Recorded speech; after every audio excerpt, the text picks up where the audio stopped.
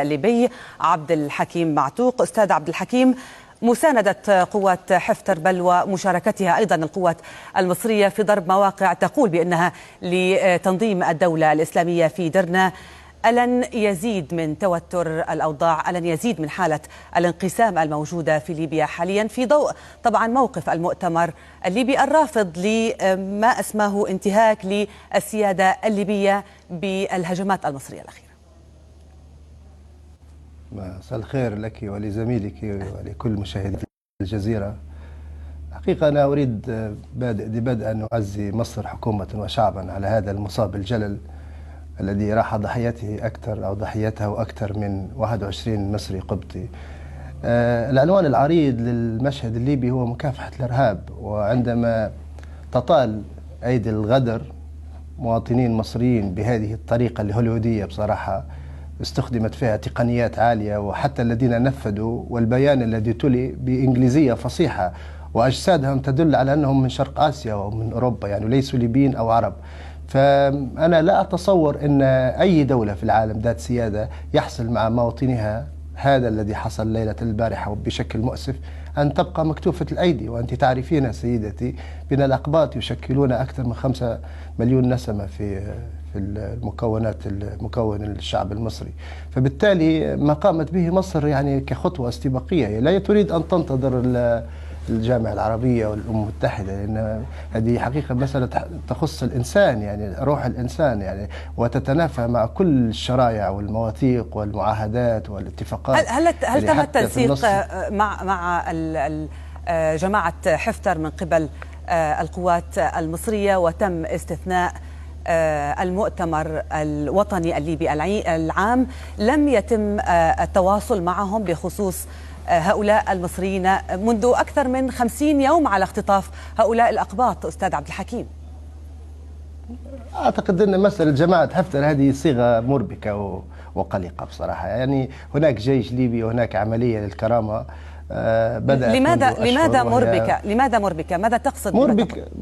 مربكة لأنها تريد، يعني يهدف من ورائها تسميم الخطاب، لأن هذه ليست حقيقة. عليكم أن تقتربوا من الحقيقة. ما هي الحقيقة من وجهة نظرك؟ ما هي الحقيقة من وجهة نظرك؟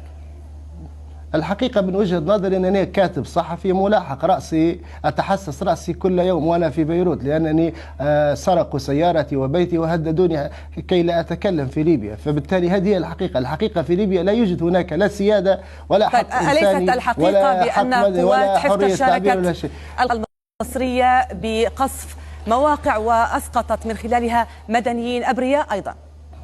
لا يوجد هناك مدنيين أبرياء. عندما هجم علينا حلف الناتو كانت قناة الجزيرة حقيقة أول من رأى هذا الهجوم. ومن قال لكم أن كل الليبيين كانوا يريدون تدخل أجنبي؟ كان هناك فريق فقط من الليبيين يريد تدخل، وتبين لكم والعالم أجمع بأن قرار 1973 الخاص بحماية المدينة كان أكذوبة. الغرض من وراء هجمات الناتو ماذا عن الحصيلة؟ إسقاط نظام معمر القذافي. ماذا عن حصيلة القتلى المدنيين؟ هناك 7 قتلى بينهم أطفال أستاذ عبد الحكيم.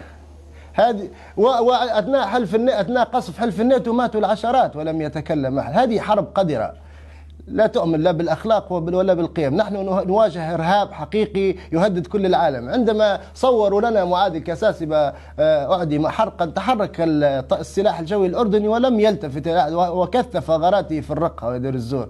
فبالتالي لم يقل أحد بأن هناك انتهاك للسيادة السورية، هي وعلى الرغم من أن هناك دولة. إذن هل تعولون على مشاركة القوات المصرية؟ هل لديها خطة محددة؟ هل لديها أهداف، معلومات؟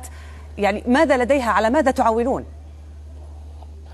هي المشكلة ليست هذه القشة التي قسمت ظهر البعير 21 قبطي مصري الله يرحمهم جميعا، لكن هناك حالات ذبح مروعة تمت في ليبيا خلال السنتين الماضية. لماذا لم يتكلموا على الجنود الذين ذبحوا في بوابة سوكنة، أو الجنود الذين ذبحوا في بوابة أم الرشراش في ترهونة، أو الذين قتلوا في حقل السرير؟ يعني حقيقة هذه أرواح بشرية. الله سبحانه وتعالى يقول في كتابه العزيز: ومن قتل نفسا بغير نفس أو فساد في الأرض كأنما قتل الناس جميعا.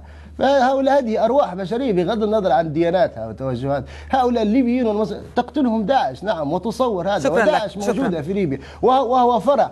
طبعا لا تريدون الحقيقة أنتم قناة الجزيرة، لهذا السبب تقاطعون من يقول الحقيقة للأسف. لا تعطونا الفرصة الكافية وأنتم تتبنون الإخوان المسلمين بكل صراحة. أخذت الوقت الكافي وجمهوركم عرض وجهة نظرك. اتهمتنا بعدم إبراز الحقيقة. سوف تخسرون الجمهور. شكرا على لك. الخطاب أن يتغير، على خطابكم أن يتغير، شكرا لك. هذه أرواح بشر. نحن نعرض الحقيقة. شكرا لك. من بيروت الكاتب والمحلل السياسي الليبي عبد الحكيم معتوق. شكرا جزيلا. أنتم لا تعرضون الحقيقة.